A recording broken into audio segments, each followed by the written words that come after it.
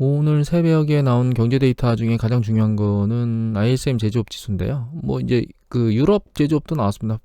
파이널이 다 나왔는데 이거 플래시로 지난번에 제조업 PMI 다 나왔을 때 하고 비슷한 수준으로 나왔고요. 미국 ISM 제조업 지수는 나왔는데 굉장히 높은 수준으로 나왔어요. 과거 경기 확장 국면에 있었던 뭐 꼭대기 수준까지 밀려 올라서 나왔거든요. 미국의 제조업 강도가 상당히 세다고 하는 걸 느낄 수 있었습니다. 음, 이거 뉴욕타임즈에 나오는 건데요. 이게 11월 2일자로 미국 전역에 그 경제를 재개한 거하고 봉쇄한 거를 표시로 도표로 표시한 건데, 예전에 이 아래에 있는 텍사스하고 루이지애나 여기가 봉쇄 영역에 있었던 걸로 제가 기억을 하는데 풀려 있거든요. 바이든이 대통령이 될 때의 트럼프보다는 봉쇄 쪽에 조금 더 성향이 강하죠. 왜냐하면 이제 확산되는 걸 막으려고 하기 때문에. 공화당하고 민주당 양쪽에서 지금 할 때 공화당은 경제를 재개하는 쪽에, 민주당 주지사들은 이제 봉쇄하는 쪽에 좀 더 우세한 성향을 가지고 있는데, 물론 과거처럼 전면 봉쇄를 하는 건 아니죠. 뭐 뉴욕 같은 경우는 보시면 다시 일부 봉쇄로 다시 들어갔으니까.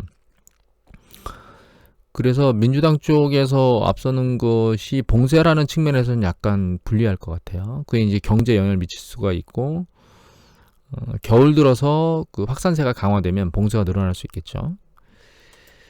미국 주식시장은 오늘 아주 난리를 치고 있는데, 거의 지금 제가 1시간째 들여다보고 있는데 난리가 아닙니다. 내려왔다가 나스닥 같은 경우 보시면 위로 들렸다가 밑으로 다 쭉 빠졌다가 다시 반등했었는데 다시 밑으로 밀리고 있고, S&P 500 지수도 마찬가지입니다. 다우도 마찬가지고. 물론 일단은 상대적으로 그 과거에 주도를 끌고 가던 나스닥이 상대적으로 약해요.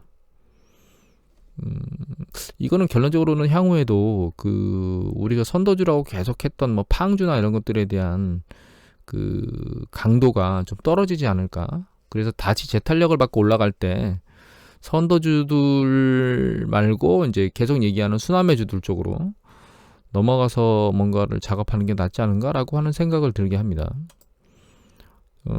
오늘 이게 주요주, 맨날 가끔 보여드리는 주요주들인데, 이제 장 시작 초반에 굉장히 많이 밀려 내려갔다가 후반부에 머리를 들고 그걸 만회하려고 애를 쓰고 있는 중입니다. 나스닥이 그래서 힘이 상대적으로 좀 그렇게 그러니까 좋게 잘 버티고 있는 건 아닌 것 같아요. 이거 ECDC 유럽 CDC 데이터인데 예전에 가끔 보여드렸죠. 근데 이제 유럽 요 전역이 아주 까매지고 있습니다. 짙은 색으로, 짙은 고동색으로 가고 있고, 여기 스위스인데 스위스는 통계가 안 나오나 봐요. 독일이 그나마 잘 버티고 있습니다. 여기 네덜란드하고 여기 대륙 쪽에서 보면. 최근에 확산 추세는 여러 지역의 봉쇄로 인해서 지금 약간 줄어든 것 같고요. 미국의 CDC 데이터는 보시면 그 10만 가까이 10월 30일자 보드로는 10만이 넘었다고 나왔고, 이거 CDC 데이터인데 이건 99,750명으로 나왔거든요. 거의 일간 최대치로 나왔고, 그 뒤에 연 이틀간은 감소 추세로 나왔지만 7일 이동평균선은 올라가고 있습니다. 그리고 존스홉킨스 데이터에서 나오는 그 7일 이동평균선으로 확진율은 계속 올라가고 있습니다. 이제 6.6%까지 올라갔는데, 이게 지난번 그 8월달 7, 8월 난리칠 때 7% 후반대까지 갔었거든요. 추세선상으로 계속 올라가고 있기 때문에 일단은 이 그 확진자 진단자 수가 늘어나는 추세 자체는 아직 잡힌 게 아니다라고 봐야 될 것 같아요. 그것 때문에 유럽은 결과적으로 봉쇄를 해가지고 영국, 프랑스, 독일 전부 다 강력한 봉쇄 쪽으로 돌아갔죠. 물론 전면 봉쇄를 한 건 아니지만 전면 봉쇄를 할 수가 없을 겁니다. 왜냐하면 여기 보시면 봉쇄하고 나서 지금 여기 자유를 달라고 난리가 아니거든요. 뭐 상점 약탈했다, 유럽 재봉쇄가 곳곳에서 거센 반발이 있고 막 이런 거가 있고, 제가 뉴스 보도를 보니까 한 사람이 나와서 그 가면 쓰고 이런 얘기를 하더라고요. 돈이 없다고. 그러니까 돈이 없는데 봉쇄를 하면 어떻게 하냐 이거죠. 결과적으로 먹을 거라도 주고 봉쇄를 하든지. 일자리가 없는 것을 넘어서서 지금 먹고 사는 게 문제라는 거죠. 사실은 코로나 이후에 상황은 최악인데 유일하게 주식시장만 혼자 긍정적인 거예요. 그러니까 이게 빈익빈 부익부가 훨씬 더 강화된 것 같고, 그 경제 회복이 K 회복이라고 하는 그런 부분들이 현란하게 드러나고 있는 것 같습니다. 지금 현재. 봉쇄라고 하면서 더 심각해지는 것 같아요. 미국 같은 경우에도 여기 보시면 병원 수용 능력이 한계치에 도달했다고 하는 것이 부분적으로 나오고 있습니다. 부분적으로. 예, 말씀드렸지만 하루 입원 환자 수가 뭐 5만 후반대 정도 가면 미국 전역에서 아우성 치는 소리가 날 건데 지금 한 4만 7천 명 중반대 와 4만 7,500 몇 명인가 그랬거든요. 결과적으로는 이 코로나 확산세의 증가 추세가 병원의 한계점에 대한 얘기들을 계속 나올 수 있게 할 것인가가 결정될 거고, 아직은 미국 전문가들의 예측으로는 늘어날 거라고 보고 있기 때문에 확진자 수가 상황을 좀 지켜봐야 되겠지만 안 좋은 쪽으로 가지 않을까 이렇게 생각이 되고요. 이 월드오미터 데이터인데 보시면 사망자 수가 계속 감소하다가 최근에 들어서, 그러니까 9월 중순 지나면서 사망자 수가 늘어나는 추세로 전환됐습니다. 이게 시기가 1일 확진자 수가 한 7만 명대를 넘어가면서 사망자 수가 늘어나고 있는 추세로 터닝한 것 같아요. 물론 치명률은 낮아지고 있어요. 사람이 사망할 수 있는 숫자가 예전에 미국이 이 초기 말고 후반부에 좀 안정화됐을 때 한 3.4% 정도 치명률이 있다가 2.76 막 이렇게 떨어졌거든요. 그런데 환자가 급격히 늘어나니까 치료할 수 있는 의료 시설이나 이게 낮아지면서 결과적으로는 사망자 수를 늘리고 있는 것 같습니다. 이런 상황이 되면 결과적으로는 봉쇄에 대한 얘기를 안 할 수가 없죠. 그래서 바이든 대통령이 당선이 되게 되면 경기부양책에 대한 긍정적인 호재도 있지만 당장 임박한 겨울에는 봉쇄라고 하는 부분이 경제 활동에 영향을 미칠 수도 있다라고 하는 부분이 있고, 또 한 가지는 뉴스 보도에 12월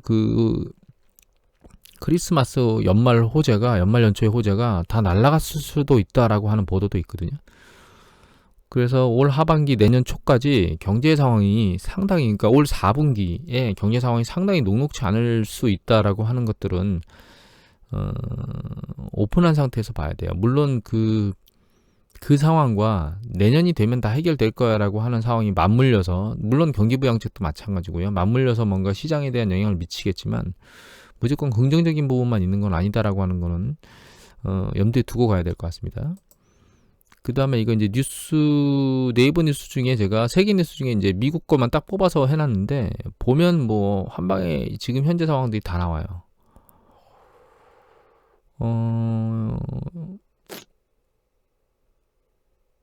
여기 보면 격차가 줄어들어서 경합주소 5차 범위 내 접전인데 5차 내에서 접전을 하고 있긴 하지만 바이든이 전부 다 우세한 걸로 대부분 나오고 있습니다.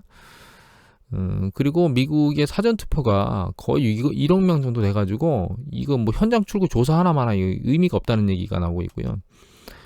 코로나 사태가 너무 환자 수가 늘어나가지고 좀 상황이 심각하다. 또 한 가지는 여기 보시면 선거도 끝나지도 않아, 개표도 안 했는데 지금 난리랍니다. 총 쏘고 체력 쏘고 난리고, 이게 뉴욕 어디 다리를 이게 트럼프 지지자들이 점유하고 지금 시위하고 있는 모습입니다. 그 다음에 누가 이게도 폭동이 난다고 상가들은 뭐 나무판으로 유리 다 가리고 있고, 트럼프는 이미 뭐 개표하고 나면 무조건 승리 선언, 무조건은 아니지만 당일 밤 앞서면 개표하고 나서 약간 자기가 앞서 나가면 승리를 선언하고 그 뒤에 나오면 대선 불복하고 소송 가고 뭐 이런 난리를 치겠다 이거죠. 이게 아주 미국은 정말 혼탁한 상황에서 움직이고 있습니다. 그리고 최근 나온 데이터 중에 미국의 은행 2개가 파산이 있었습니다. 10월 달에. 올해 들어서 4번째인데요. 4월 이후 파산이 끝난 상황에서 나오지 않고 있었는데 새로 파산이 나왔고, 전체적으로 놓고 보면 은행 파산이 나왔다고 해서 크게 우려할 상황은 지금은 아니에요. 그리고 이제 파산 숫자보다도 규모도 중요한데, 보시면 이게 얼마 안 됩니다. 규모가. 이게 이제 빌리언일 거예요 아마. 그래서 이게 아마 10억, 100억, 1000억, 2000억 정도 될 겁니다. 제가 정확히 지금 빌리언인지, 밀리언이네요. 이거는 밀리언이고 6자리고 이거는 3자리니까 빌리언이겠네요. 그래서 2000억, 4500억 정도 되는데, 과거에 보면 그러니까 IT 버블 때 여기 보시면 1000억이 아니고 조단위죠. 조단위의 파산이 있었는데, 잘 보시면 2001년도가 가장 2002년도가 가장 높았죠, 파산이. 그 다음에 글로벌 금융위기 때는 그 2008년도에 가장 크게 파산이 일어났으니까 그 주식시장이 아주 곤두박질 칠 때가 있는데, 제가 사실 요거 보기 전에 요 말씀을 드릴게요. 일단 제가 보는 위험성이 있습니다. 위험성 뭐냐면, 이게 이 파란색은 월쇼 지수고요. 그 다음에 이게 그 연두색이 실업률입니다. 그 다음에 이제 빨간 게 미국의 기준금리인데, 과거하고 지금하고 좀 비교를 해보면 IT 버블 때는 이 경기 수축 국면이 아마 한 3월에서부터 12월까지 아마 8개월 정도 됐었을 겁니다. 이게 3월에서 10월까지 8개월 정도 됐을 거예요, 아마.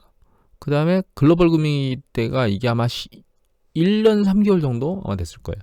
근데 주식시장하고 경기 수축 국면하고 차이를 보면, 글로벌 금융위기 때는 이 경기 수축 국면 직전에 정점을 치고 경기 수축 국면 끝나기 전에 바닥을 찍으면서 올라갔거든요. 근데 IT 버블 때는 보시면 그 이전에 정점을 치고 내려오다가 경기 수축 국면이 끝났음에도 불구하고 추세적으로 주식시장 조정이 더 있었어요. 그리고 그로 인해서 그 시기에 금리를 더 내려줬고, 경기 수축이 끝났는데도 불구하고, 그리고 실업률이 보시면 경기 수축면 끝자락에서 밑으로 내려오질 않고 계속 횡보하다가 위쪽으로 들리는 현상을 보였습니다.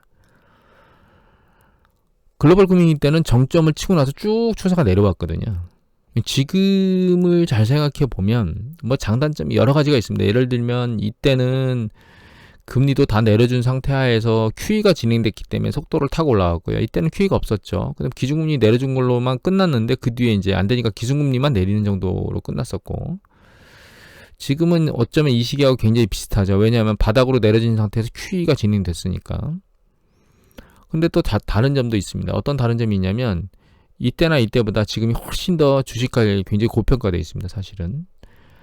그리고 이때하고 IT 버블 때하고 지금하고 약간 동질성을 가질 수 있는 가능성이 현재 오픈되어 있는 게, 실업률이 굉장히 이제 높이 올랐다 내려오긴 하고 있는데, 이 실업률 내려오는 속도가 굉장히 둔화되고 있다는 거예요. 그래서 잘못하면 이제 예를 들면 올 하반기 경제나 이런 상황들을 보고 경제나 진척도나 이런 부분들이 상대적으로 급격하게 위축되는 경우에 실업률이 제대로 실업이 줄어들지 않으면서 경제가 계속 질질 끌려가는 형태가 발생할 수 있으면 주식시장이 그냥 흘러내리는 듯 이렇게 밑으로 흘러내려갈 수도 있다라고 하는 가능성이 오픈되어 있다는 겁니다. 그래서 지금 시점에 경기 부양책이나 이런 부분들이 다 해결될 거니까 내년을 보고 대규모 투자를 다 집행해서 주식시장의 위험자산에 다 그 자금을 얹혀서 가도 되겠다라고 하는 생각을 하는 게 100% 안전한 건가라고 하는 부분들은 한 번쯤은 고민을 해봐야 될 거라는 생각이 듭니다, 개인적으로. 일단 겨울의 상황이 어떻게 될지가 아직 완전하게 드러나지 않은 상태이기도 하고요. 이 코로나 사태가 생각보다 굉장히 심도 있게 심화되는 경우에 4분기 경제 실적은 굉장히 안 좋아질 거고, 실업률 자체도 굉장히 안 좋아질 거예요. 그러니까 떨어지는 정도가 둔화되거나 위로 들리진 않겠죠 라는 생각을 하고 있습니다, 사실은. 신규 실업성 청구가 늘어나면서 위로 실업률이 살짝 들릴 수도 있겠죠. 하지만 그 가능성에 대해서는 반드시 그럴 것이다 라고 생각할 수는 없지만, 일단 지금 현재로서는 상대적으로 높은 실업률이 내려오는 속도가 둔화돼서 경제에 계속 여파를 미칠 수도 있다라는 생각을 하고 있거든요. 그게 이제 올해 말고 내년에 넘어가서도 새로운 그 일자리 창출이나 이런 게 계속 둔화되게 되면 결과적으로는 이제 고용 측면이 지지부진해질 거고, 그게 이제 주식시장하고 경제에 영향을 미칠 수 있다라고 하는 생각은 오픈해야 된다고 생각하고 있습니다. 그래서 포트폴리오를 조정한다 하더라도 일정 부분의 현금은 반드시 보유하고 가는 게 그것에 대비할 수 있는 게 아닌가라는 생각을 하고 있습니다, 현재로서는. 그리고 마지막으로 일단 뭔가 조정을 할 생각이 있으시다면 가장 빨리 한다면 지금 시점에 해야 되는데, 어제거나 오늘입니다. 이게 미국의 빅스 지수인데요. 빅스 지수가 9월 29일 날 정점을 치고, 여기 보시면 이제 치고 나서 그 다음에 10월 30일 날 그걸 못 넘어갔어요, 여기 위에 정점을. 그리고 아랫방향으로 흘러내려가고 있어요. 그러니까 변동성이 계속 줄고 있습니다. 빅스 지수를 가지고 하는 VBIX 지수 역시 추세가 똑같이 9월 28일 날 정점을 치고 29일 여기 보시면 내려오고 있죠, 추세가 점점. 그래서 정말 그러니까 빨랐다면 어제, 늦으면 오늘 뭔가 재편을 하고 싶은 분들은 정말 빠른 액션을 한다면 지금 시점에 해야 될 때고, 물론 이게 지금 이 내려온 이게 빅스지수 움직임이 이게 끝인지 아닌지는 알 수 없어요. 시간이 지나봐야 알거든요, 그거는. 그런데 주시장에 대한 탄력을 보면 이제 아시아 시장 같은 경우에는 굉장히 탄력이 셌고, 미국은 사실 그 탄력에 대한 방향성을 지금 결정하지 못하고 움직이고 있는 것 같고요. 하루 정도 더 지켜보면 확실한 방향성이, 그러니까 단기적으로는 확실한 방향성이 잡히지 않을까 이런 생각을 하고 있습니다. 그래서 저도 어제 뭔가 액션을 취할까 생각하고 있다가 유럽장하고 미국장하고 확인하고 뭔가를 할까 고민에 있었는데 지금도 약간 고민 중에 있습니다. 왜냐하면 미국이 생각보다 탄력이 약해서 하루 더 지켜볼지, 오늘 일단 1차적으로 포지션에 대한 부분을 액션을 취할지 현재로서는 고민에 빠져 있습니다. 여러분들도 뭔가 액션을 좀 빨리 취하고 싶으시면 지금 일단 1차적으로 취하셔야 될 것 같고, 향후에 지켜보고 다시 2차적인 액션을 취하시면 되겠죠. 자, 오늘은 이것으로 마치도록 하겠습니다.